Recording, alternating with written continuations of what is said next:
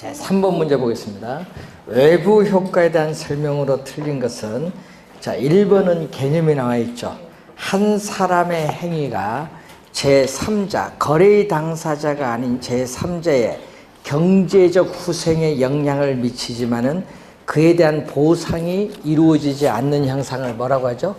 외부 효과라고 하죠. 자, 외부 효과에 지금 개념이 나와 있다.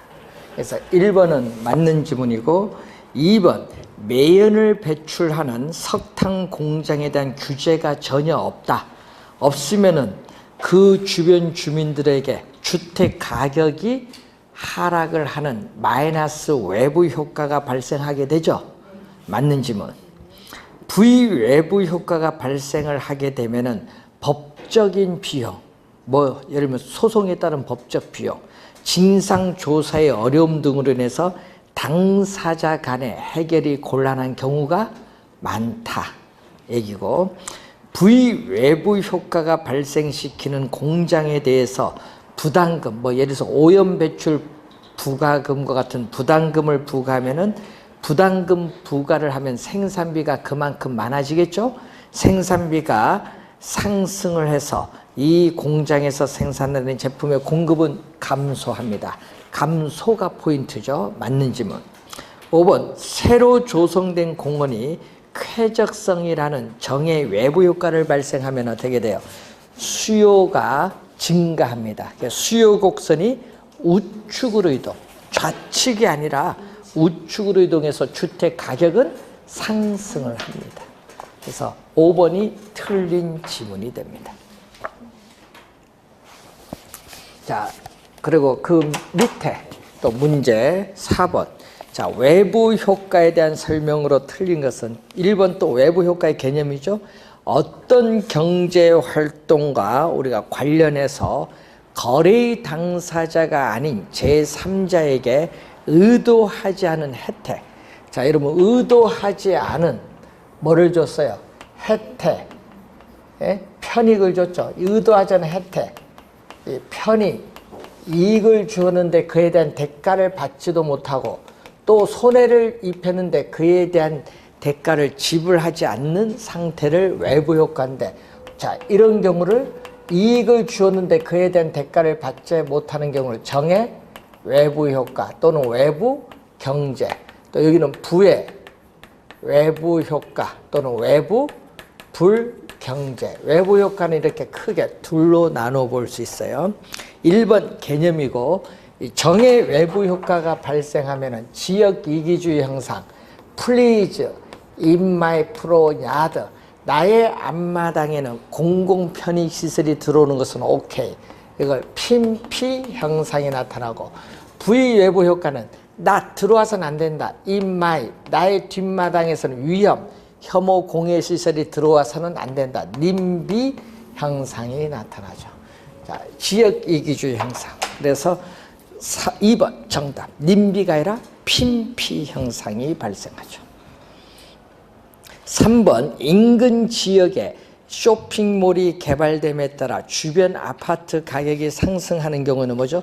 의도하지 않은 이익을 줬죠. 그래서 정의 외부 효과가 나타난 것으로 볼 수 있습니다. 부의 외부 효과를 발생시키는 시설, 예를 들면 공장 같은 건데 발생된 외부 효과를 제거 또는 감소시키기 위한 사회적 비용, 여러분 공해물질을 한 단위 정화하는 데 드는 비용이 들어가기 때문에 사회적 비용이 발생할 수 있습니다. 여러 용도가 혼재되어 있어서 인접 지역 간 토지 이용의 상충으로 인해서 토지 시장의 효율적 작동을 제한하는 경우, 예를 들면 뭐죠? 주거용, 공업용. 그럼 주거용, 공업용 용도가 혼재되면 공업용으로 인해서 주택 가격이 하락을 하는 마이너스 부의 외부 효과가 발생할 수 있다라는 거. 자, 5번 문제로 갑니다. 자, 토지 이용 규제에 관한 설명으로 틀린 것은 용도 지역 지구제는 토지 이용 계획의 내용을 구현하는 법적 행정적 수단 중 하나가 지역 지구제입니다. 법적 구속력이 있는 거죠. 지역 지구제는 토지 이용 규제를 통해서 토지 이용에 수반되는 부의 외부 효과를 제거, 감소시킬 수 있다. 그래서 이 지역지구제, 용도 지역지구제를 실시하는 목적에 토지 이용에 수반되는 바람직스럽지 못한 토지 이용 활동이 뭐를? 부. 시험 문제는 이걸 뭘로 출제 많이 하죠? 정으로 출제 많이 해요. 정. 플러스가 아니다. 이 부의 외부 효과를 우리는 제거, 감소시키는 것을 목적으로 한다. 2번 맞고 3번 지구 단위 계획을 통해서 토지 이용을 합리화하고 그 기능을 증진시키며 미관을 개선하고 양호한 환경을 확보할 수 있도록 지정하죠. 3번 맞는 지문이고 지구 단위 계획도 한 3-4번 나왔어요. 용도 지역지구제는 토지 이용을 제한을 하여 지역에 따라 지가가 상승할 수, 여러분 개발이 억압되는 지역은 지가가 하락을 할 것이고 그렇지 않은 지역은 지가가 상승하죠. 상승 또는 하락을 야기할 수 있다. 요거 문제점, 지역지구제 문제점. 5번 용도 지역 중 자연환경 보전지역은 도시지역 중에서 밑줄 자연환경, 수자원, 해안, 생태계, 상수원 및 문화재의 보존과 수산자원의 보호 육성을 필요한 지역. 이게 자연환경 보전지역의 개념이 나와 있는데 거기서 도시지역 중에서 해서 틀렸어요. 여러분이 자연환경 보전지역 아까 뭐죠? 우리는 용도지역은 서로 중복되지 아니하게 지정하는 지역이거든요. 도시지역, 관리지역, 농림지역, 자연환경 보전지역이 용도지역이잖아요. 도시지역과 자연환경 보전지역 중복되면 안 되지.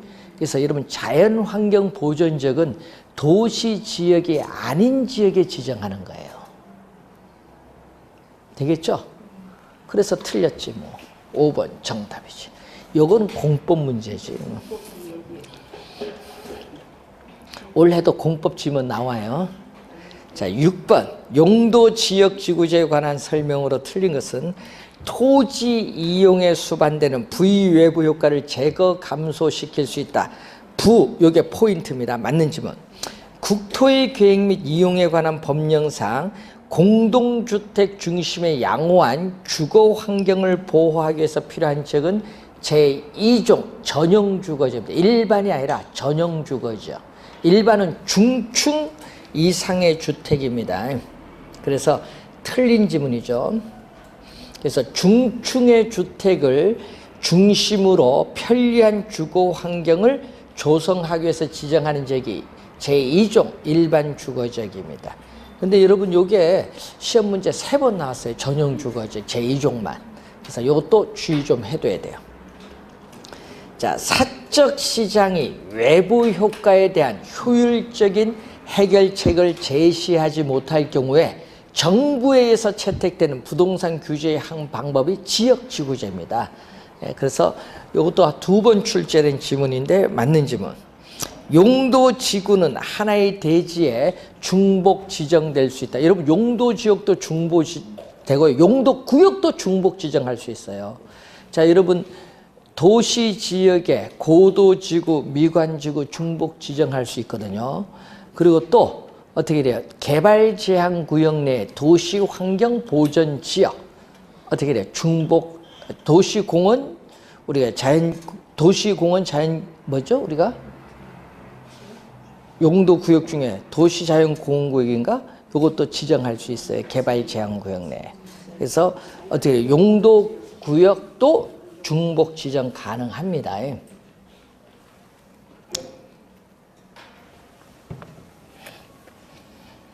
그래서 2번 어떻게 돼요? 어디죠? 4번 맞는 지문. 5번 국토의 계획 및 이용에 관한 법령상 국토는 토지 이용 실태 및 특성 등을 고려해서 도시지역, 관리지역, 농림지역, 자연환경 보전지역 같은 용도지역으로 4가지로 구분합니다. 맞는 지문이고 또 도시지역은 주거지역, 상업지역, 공업지역, 녹지지역으로 또 구분합니다. 하여튼 시험에 우리 공법 지문이 많이 출제되고 있다는 것. 지역지구제 시험에 공법 공부 많이 해두시면 쉽습니다. 7번 문제. 또 매년 출제되는 정부에 있어서의 시장 개입의 방법.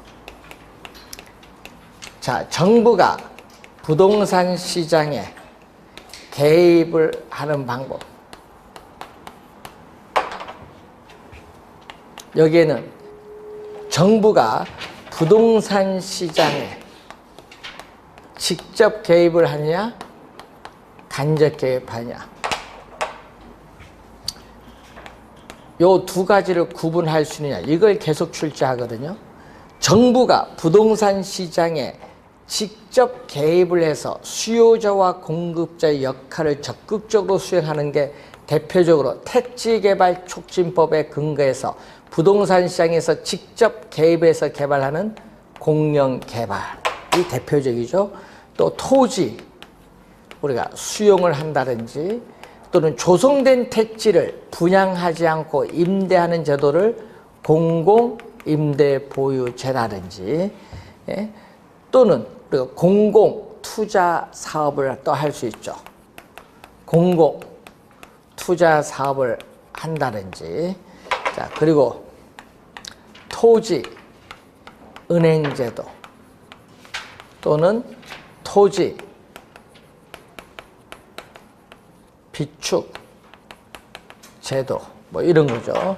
또 정부가 부동산 시장에 개입을 해서 공공주택을 또 직접 공급을 또 할 수가 있죠. 예?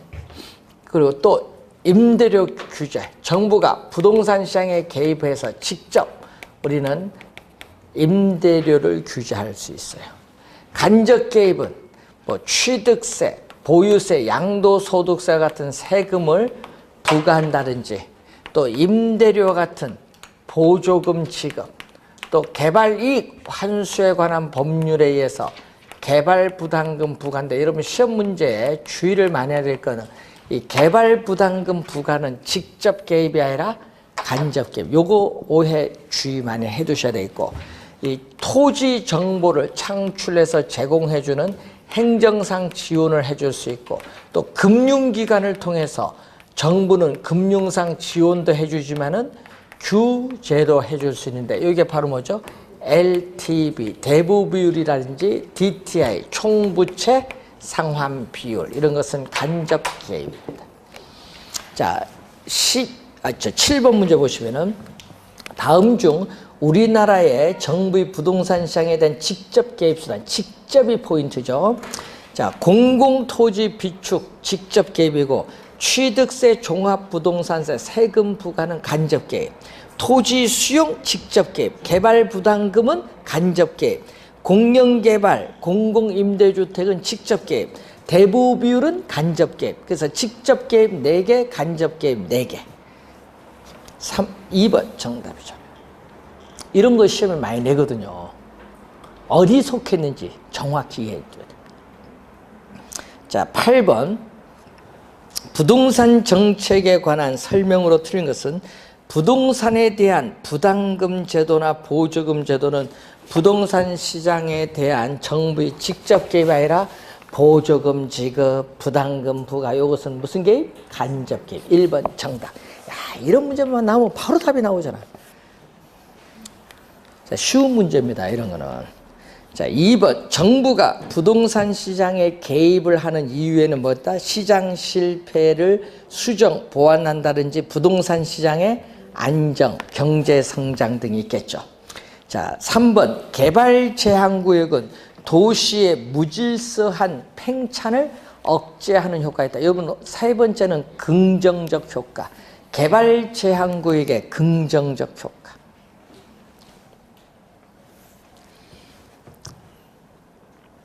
자, 공공토지 비축 제도는 공익사업 용지의 원활한 공급과 토지 시장의 안정에 기여하는 것을 목적으로 한다. 자, 토지 비축 제도는 우리가 2009년 2월 공공토지 비축에 관한 법률에 의해서 우리는 토지를 비축하는데, 이 토지 토지 시장의 안정을 위한 뭐가 있다? 수요 공급 조절력, 또 산업단지 조성과 같은 공공개발용으로 뭐 하고 있어요? 비축을 하고 있다는 거지. 예? 토지 비축. 그래서 4번인가? 맞는 질문. 정부의 시장 개입은 사회적 후생의 손실을 낳을 수도 있다. 예를 들어서 세금 부과하면은, 하여튼 세금 부과하면은 후생 손실이 나와요.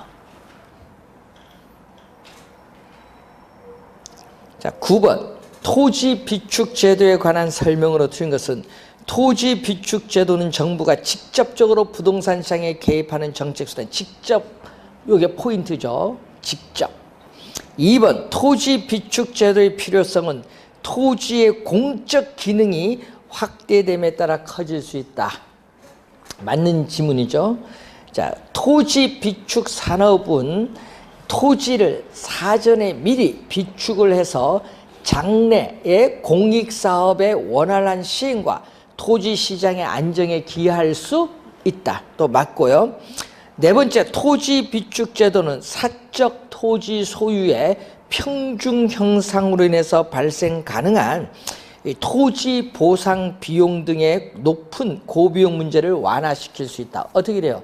보상하면 높은 보상 비용을 지출하는데 문제는 토지 비축 제도는 뭐가 돼? 우리는 미래의 용도죠.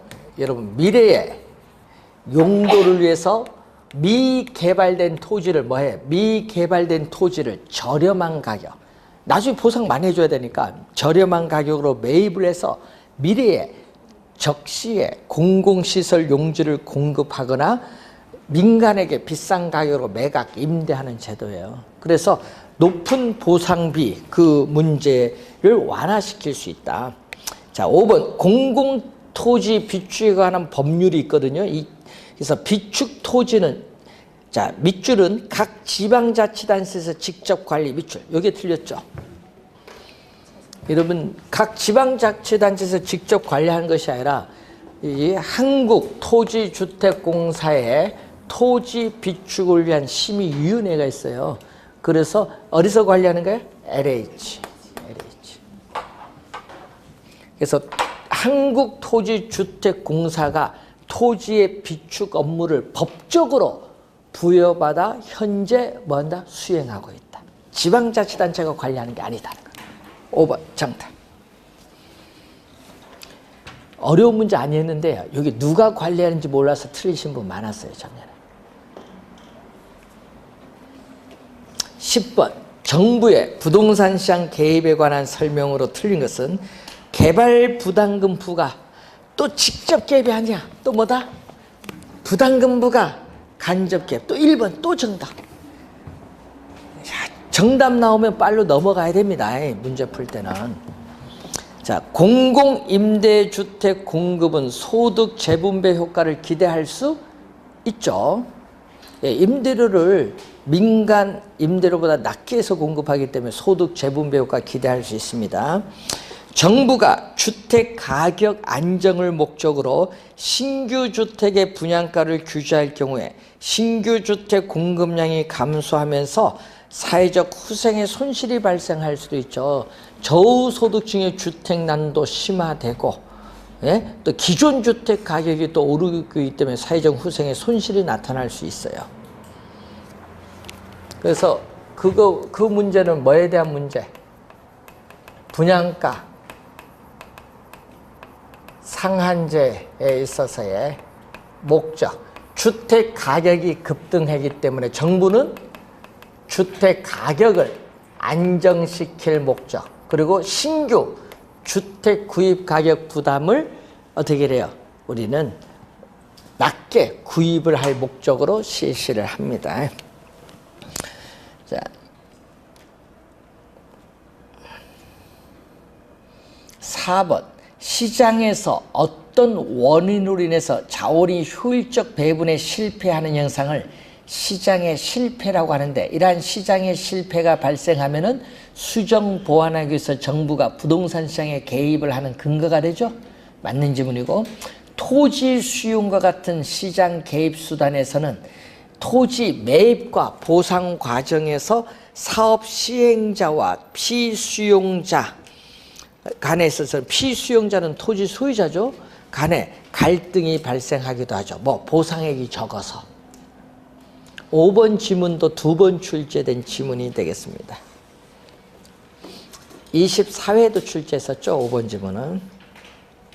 자, 11번. 우리나라 부동산 정책에 관한 설명으로 틀린 것은 토지 이용에 있어서 용도, 지역, 지구 등 또 사회적 후생의 손실, 뭐죠? 완화하기 위해서 지정하죠. 뭐 마이너스 외부 효과를 제거 감소하기 위해서 지정합니다. 주택시장에서 단기적으로 수요에 비해서 공급이 부족해서 시장에 실패가 발생할 경우에는 자, 이는 주택시장에 대한 정부의 개입의 근거가 된다. 맞는 질문이죠. 토지 거래 계약에 관한 허가 구역은 토지 투기적인 거래가 성행하거나 지가가 급격히 상승하는 지역으로 대상으로 토지 거래 계약 허가 구역을 지정할 수 있다. 맞는 질문. 분양가 상한제는 실수요자의 내 집 마련 부담을 완화하기 위해서 도입됐죠. 요거죠.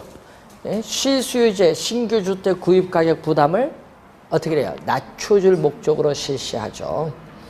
주택 보급률이 100%를 넘게 되면은 시장의 효율성과 형평성이 달성되므로 정부가 주택시장에 개입을 하지 않는다.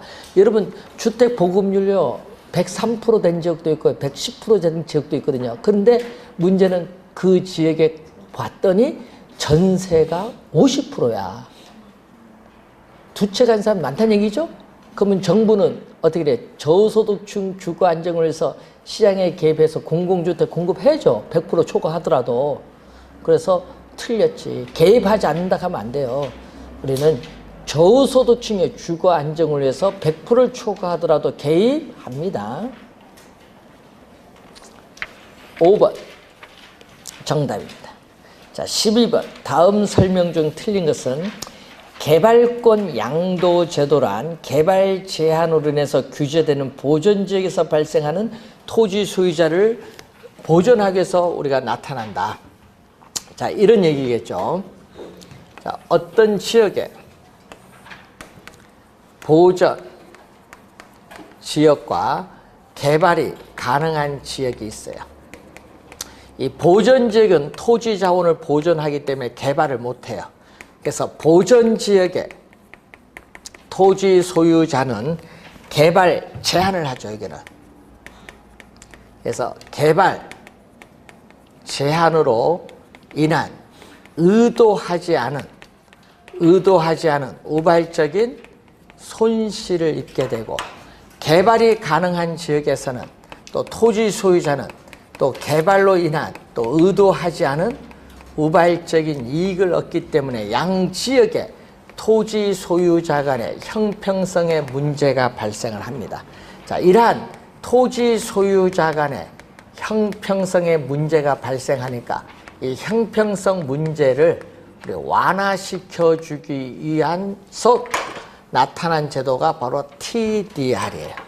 그래서 이 TDR은 토지 소유자로부터 소유권과 개발권을 뭐한다? 분리를 해요. 분리를 해서 이 개발권은 이 지역에서 개발이 안 되니까 시장을 통해서 우리는 개발 가능 지역의 법정 허용 용적률 이상 개발을 원하는 토지 소유자에게 매각함으로써 이 우발적인 손실에 대한 보상을 받는 제도가 TDR. 1번 개념 맞습니다.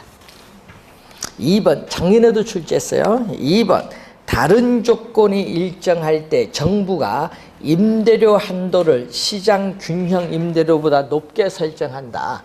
자, 이런 얘기인데, 자, 단기에는 임대주택 공급이 고정이 되어 있고, 또 수요는 임대차 계약 기간 동안에 어떻게 돼? 이동하지 못하니까 기울기 급한 비탄력적이고, 장기는 수요가 완만한 탄력적이 되는데, 지금 현재 여기 균형 상태에서 이 균형 임대료, 요 시장에 있어서의 균형 임대료가 너무 비싼 거죠, 지금. 자, 비싼데 이 규제 임대료가 지금 이 규제 임대료가 시장의 균형 임대료보다 높으면 이미 시장에 뭐가 발생했죠? 균형이 달성되었기 때문에 임대주택 시장에 아무런 영향을 미치지 아니합니다. 2번 정답. 여러분, 높게 동그라미, 높게 하면 안 되고 초과 수요가 발생해서 부족 형상을 초래하면 낮게 설정해야지. 높게가 아니라 낮게 해야 맞겠지. 2번 틀린 질문. 3번 헨리 조지는 토지세를 제외한 다른 모든 조세를 없애고 정부의 재정은 토지세만으로 충당하는 토지 단일세를 주장했다. 누구의 사상? 헨리 조지의 사상. 우선 토지에 대한 뭐를? 단일세를 주장합니다. 여러분, 올해 출제 가능성이 높은 학자예요.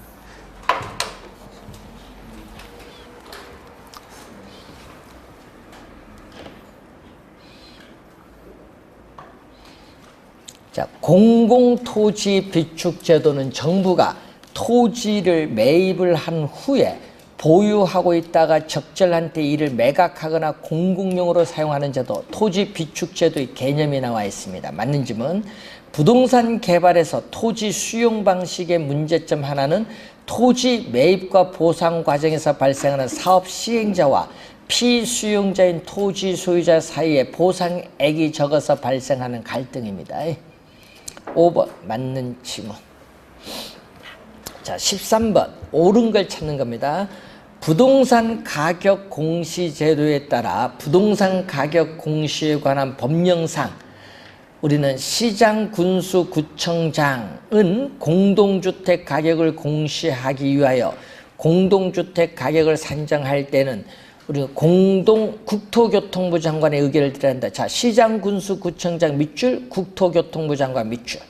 여기 아니라 공동주택이 나오면요. 공동주택이 나오면 국토교통부 장관이야. 공시 주체가 누구? 국토교통부 장관이거든요. 국토교통부 장관은 이렇게 나오고요. 또 거기 뒤에 국토교통부 장관이 아니라 누구? 공동주택 소유자. 그리고 그 밖에 이해관계인의 의견을 들어야 됩니다. 그래서 틀린 질문. 두 번째, 토지 선매는 국토의 계획 및 이용에 관한 법령상 시장 군수 구청장이 토지 거래 계약의 허가를 받아 취득한 토지를 그 이용 목적대로 이용하고 있지 아니한 토지에 대해서는 토지를 미리 매입한 선매자에게 강제로 수용하게 하는 제도가 아니라 뭐죠? 우리는 협의 매수를 하든지 강제 수용에 협의 매수를 하든지 또는 이용 목적대로 이용하지 않은 토지에 대해서는 이행 강제 명령을 내리고 이행하지 않을 경우에는 이행 강제금을 또 부과하죠. 틀렸죠. 강제로 수용하게 하는 게 아닙니다. 그래서 틀린 질문.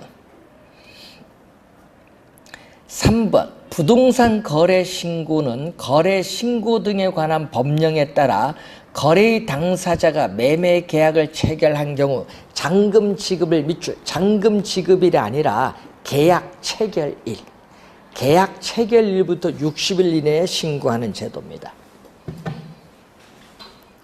자, 3번 틀렸고 4번 주택 선분양 제도는 후 분양 제도에 비해서 미리 어떻게 돼요? 주택 공급을 감소시켜서 주택 시장을 위축시킬 가능성이 있다. 예?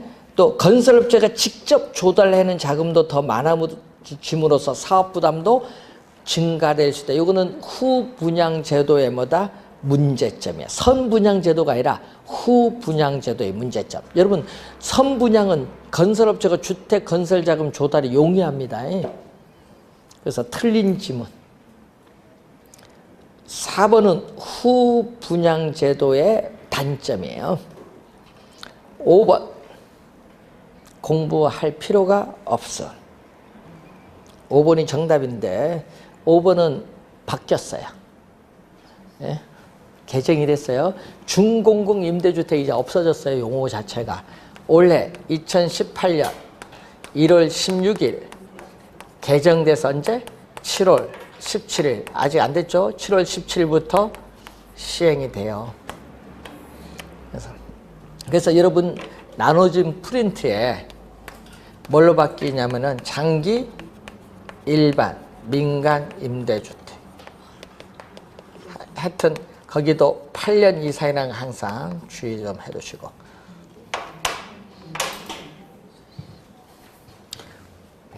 공공지원 민간주택이 아닌 주택의 8년 이상, 예? 우리는 임대를 목적으로 취득하는 주택입니다. 8년 이상입니다. 요거 바뀌었어요, 용어가. 그래서 5번 지문은 나중에 여러분이 프린트 나눠 드렸어요. 여기서 한번 보시면 돼요. 교재 보면 어디 있을 거예요. 자, 14번 문제로 갑니다. 토지 정책에 관한 설명으로 옳은 것은 토지 정책 수단 중 도시 개발 사업, 토지 수용, 요 두 개는요, 직접 개입이에요. 근데 금융상의 지원 보조금 지금 요건 간접 개입이에요. 그래, 1번 틀렸네요. 1번 지문은 틀렸고, 2번 개발권 양도제는 개발 사업의 시행으로 이익을 얻은 사업 시행자로부터 불로소득적 증가액의 일정액을 환수하는 제도. 요거는 뭐예요? 예? 요거는 개발이익 환수제도죠. 여러분 2번은 개발이익 환수제도예요. 개발권 양도제가 아니라. 예, 틀린 지문. 2번은 개발이익 환수제도입니다.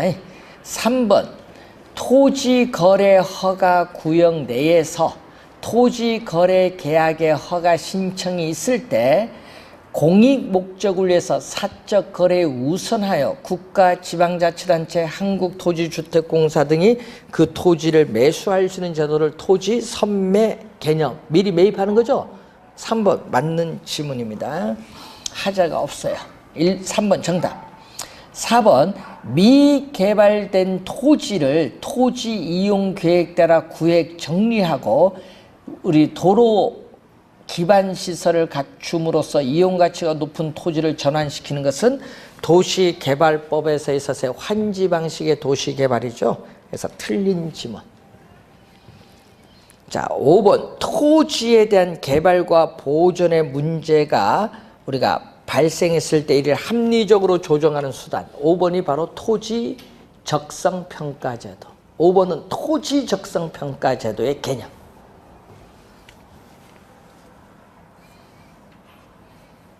여러분 우리 토지 정책 수단 있죠? 이렇게 5개 놓고 틀린 거 찾아내는 거 출제에 자주 합니다.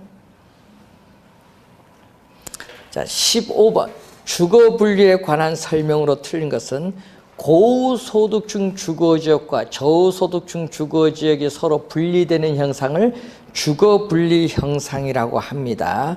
그리고 5번 지문 보면은 이러한 주거분리 형상은 도시 전체적인 측면에서뿐만 아니라 지리적으로 가까운 근린지역에서도 발생하는 형상이 주거분리 형상. 그래서 1번은 개념이죠. 1번, 5번 맞고요. 2번 갑니다. 고소득층 주거지와 저소득층 주거지가 인접한다. 자, 저급 주택지역과 고급 주택지역이 있는데, 자, 이 저급 주택지역에 우리는 인접한 고급 주택은 무슨 부의 외부 효과가 발생하죠. 주거 환경이 양호하지 못한 부의 외부 효과로 인해서 부동산 가치에 영향을 주는데, 이 고급 주택은 부의 외부 효과로 인해서 건축비도 못 건져요. 건축비도 못 건지니까 여기서는 뭐가 돼? 우리는 할인이 되어 거래가 이루어지고, 그리고 고급 주택 지역에서는 또 주거 환경이 양호한 정의 외부 효과로 인해서 또 부동산 가치에 영향을 주는데, 자, 저소득층 가구는 고급 주택 지역 가까이 위치해 입지하기를 선호하죠. 정의 외부 효과를 누린데 여기서는 어떻게 돼요? 고급 주택 지역에 인접해 있다는 것으로서 이걸 누릴 수 있기 때문에 자기 정상적인 가격보다 더 비싸게 거래가 이루어져요. 그래서 프리미엄, 할증료가 붙어서 거래가 이루어져요. 바뀌었죠? 여러분 할증, 할인이 서로 바뀌었어요. 2번 정답. 3번 저소득층은 다른 요인이 동일할 경우에 정의 외부 효과를 누리고자 어디 아까 고소득층 주거지역 가까이 위치하여 입지하기를 선호합니다. 여기 3번 지문. 4번 고소득층 주거지역과 저소득층 주거지가 인접한 지역에서는 침입 천이 현상이 발생할 수 있죠. 자, 여러분 고급 주택 지역에서의 수선비와 수선 후에 가치 상승분을 비교했더니 요게 더 컸다. 컸더니 어떻게 돼요? 누가? 고소득층 가구는 비용을 투입을 해서 수선을 하지 않아 비용이 많이 드니까 다른 지역으로 소득이 높은 이사를 가버려. 그럼 이 지역에 누가 들어온다? 저소득층이 들어오는 게 침입이죠. 그래서 뭐죠? 이렇게 주어지면은 하향 여과에 따르는 뭐가 발생한다? 침입. 고소득층 주거지역에 저소득층 가구가 들어오는 침입이 나타나요. 그래서 계속 이렇게 들어오다 보면 점점 고급 주택 지역은 저급 주택 지역으로 변화하는 형상이 뭐가 발생한다? 또 천이가 나타나죠. 그래서 침입과 천이가 나타납니다. 이게 4번 설명.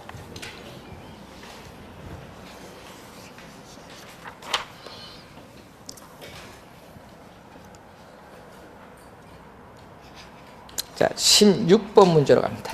임대주택 정책에 관한 설명으로 틀린 것은 임대료 보조 정책은 저소득층에게 임대료 일부를 보조해 주기 때문에 어떻게 돼요? 저소득층의 실질 소득이 높아지죠. 향상에 기여할 수 있습니다. 맞고요. 임대료 상한을 균형 가격 이하로 규제한다. 자, 여러분 임대료 상한을 이렇게 균형 가격 이하로 규제를 하게 되면은 어떻게 돼요? 우리는 이게 공급량은 이만큼 뭐에 줄어들죠. 손해를 보니까 임대는 수요량은 이만큼 증가를 하니까 사회적으로 필요한 양은 이만큼인데 실제는 요만큼 공급되기 때문에 이 크기만큼의 임대주택에 대한 뭐가 발생하죠? 초과 수요. 2번 정답이죠. 초과 수요가 발생해서 암 시장이 장기적으로 형성이 돼요. 초과 수요입니다. 그래서 공급 과잉이 아니라 초과 수요 형상을 일으킨다. 2번 정답. 3번 임대료 보조 정책은 장기적으로 임대주택 공급이 뭐한다? 증가가 포인트. 여기 3번 출제했네요. 자, 4번째 정부의 규제 임대료가 균형 임대료보다 낮아야 저소득층의 주거비 부담 완화 효과를 기대할 수 있다. 그럼 요 가격 차이만큼 저소득층의 임대료 부담이 낮아지니까 효과가 있죠. 자, 그리고 거기에 5번 임대료 규제란 주택 임대인이 일정 수준 이상의 임대료를 임차인에게 부담시킬 수 없도록 하는 제도, 임대료 규제의 개념이 나와 있습니다.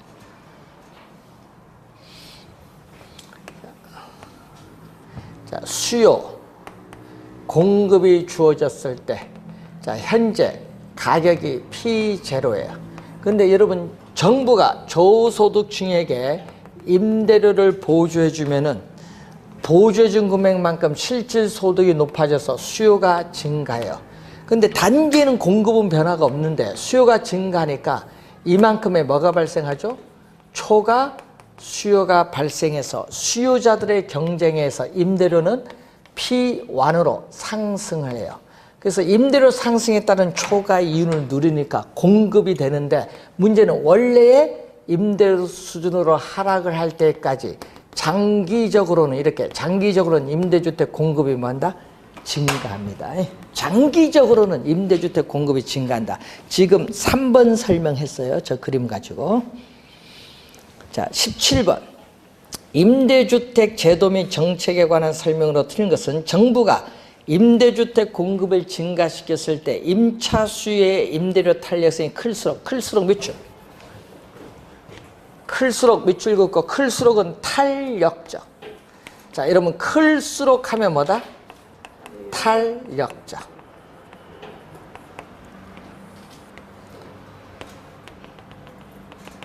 자, 한번 정부가 임대주택 공급을 이렇게 뭐 한다? 증가시켰을 때 비탄력적인 가격이 이렇게 많이 하락하고요. 탄력적인 가격이 적게 하락해요. 그러니까 거기에 클수록은 뭐다? 탄력적일수록 임대료의 하락 효과가 뭐? 임대료 하락 효과가 작죠? 요거 큰 게 아니라 작아질 수 있다. 맞는 질문. 그림은 저겁니다. 1번 맞고 2번은 아까 중공공주택은 생각하지 마시고 아까 뭐 법 바뀌었죠? 장기 어떻게 돼? 일반 민간 임대주택 용어로 바뀌었습니다. 자, 3번 희망주택은 공공주택입니다. 공공주택, 희망주택은 공공주택인데 이 얘기죠. 자, 공공주택인데 희망주택은 공공주택인데 공공주택의 임대료가 뭐보다 민간 임대주택에서의 시장 임대료보다 낮게 해서 공공주택을 공급합니다. 낮게 해서 공급하면 요 임대료의 뭐 차액만큼 정부로부터 임대료를 보조받는 것과 똑같은 효과를 주거든요. 그래서 주거비, 이 차액만큼 주거비를 주택 임대료라고 하는데 임대료 보조 효과가 발생한다. 이 지문 또 시험에 많이 출제되는 지문.